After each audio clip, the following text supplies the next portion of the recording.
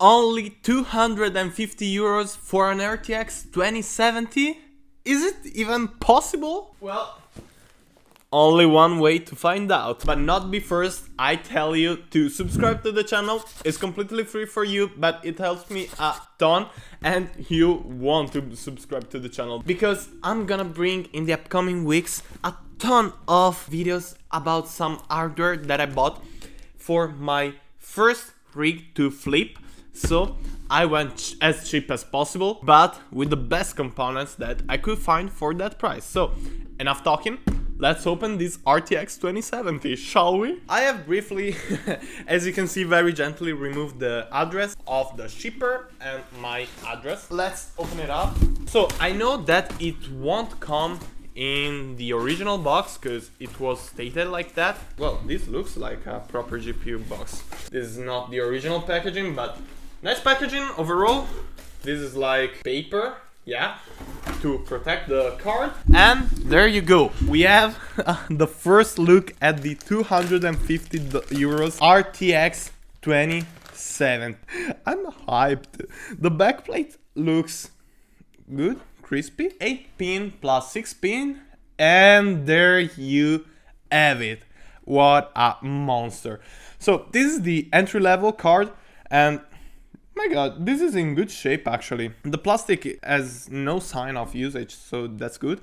And we don't have a lot of dust also, so great. Oh god, this is massive. Like, this is my hand. I was saying that this is not the top of the line from MSI. This is the Armour edition, but still, it should be pretty beefy and especially powerful. So enough talking. We now need to throw it in the PC and see if it actually works, of course. Let's go. As you can see, everything's plugged in.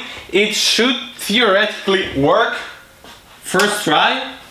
But let's see, there's always a problem usually. 3, 2, 1, go. I haven't powered it. Of course it won't boot. Fail. Attempt number 2. Let's try again. So let's power on the monitor first. Okay, and let's go. Fans are spinning, great. LED on top, it's working, great. Let's see if it shows anything on the display.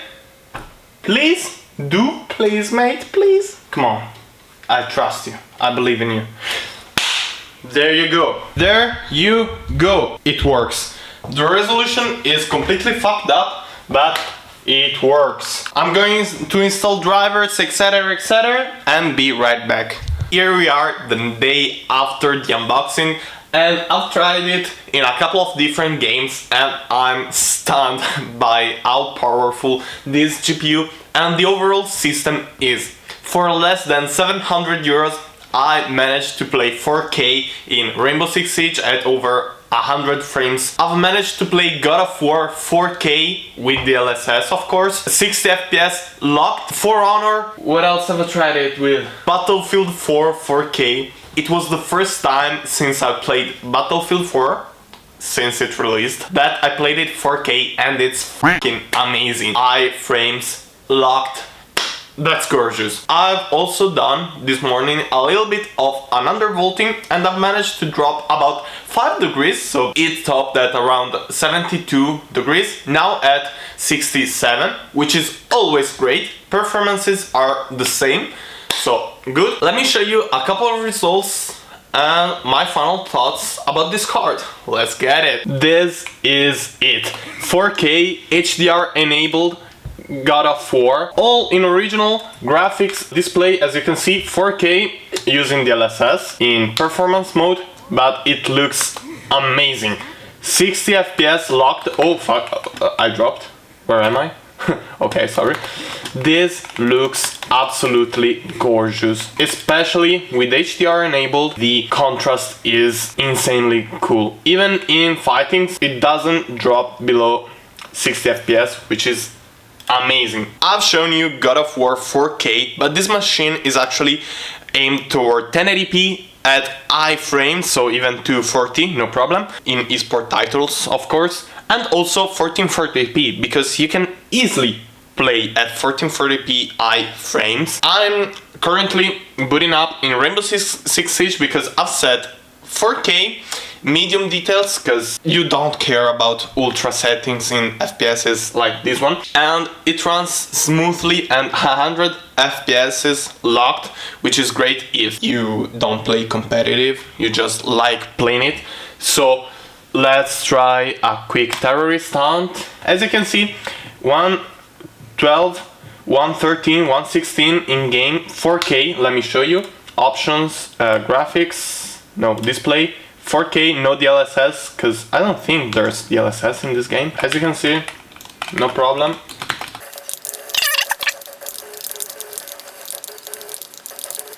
Yeah, like, I'm bad, but as you can see, even with multiple arrows shooting me, I haven't dropped underneath 110 FPSs.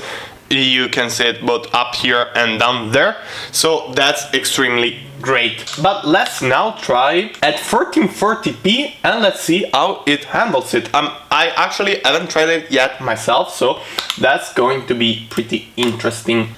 As you can see, we're now in 1440p. Let's apply it and get back into the game and see how well it handles 1440p. So 144 FPS is locked. Like, as you can see, it's not dropping a single frame. 144, no problem. And this is awesome, actually. Oi, quanta gente! Ti vedo. You know what? Let's remove the frame cap so that we can see how many frames it's gonna show us. And oh well, over 200 FPS. So even with a higher refresh rate monitor, such as a 240 Hz one, you can enjoy the full potential of it in 1440p esport titles. Though, since I'm not a competitive player, I would prefer 4K 100 Hz. But enough talking, let's remove it and talk about this GPU. This GPU is perfect for everyone that wants to play 1080p at 240 Hz, and if you want to play 1440p at 144 or 60 Hz, whether it's an esport title or a AAA title, this card is perfect, especially considering that it only costed me 250 euros, 265 considering shipping and fees, but still 250 for a 1440p capable GPU is insane. And if you consider that the complete build, which I'm going to show in the next video, so make sure to hit the subscribe button, activate the notification bell and leave a like so that you won't miss the future video, costed me only 650 euros with even NVMe storage, and this beast, it's even crazier. This is the proper PS5 and Xbox Series X PC killer. It costs 150 euros more than what the consoles cost, but still, you get all the benefits of a PC, so you can do other things other than play, and also games cost a fraction of what costs on consoles. If you're looking for a 1440p gaming PC, this GPU is perfect, and make sure to check my following video because you're going to learn a couple of things that will benefit your next build. I'll see you in a week. Ciao!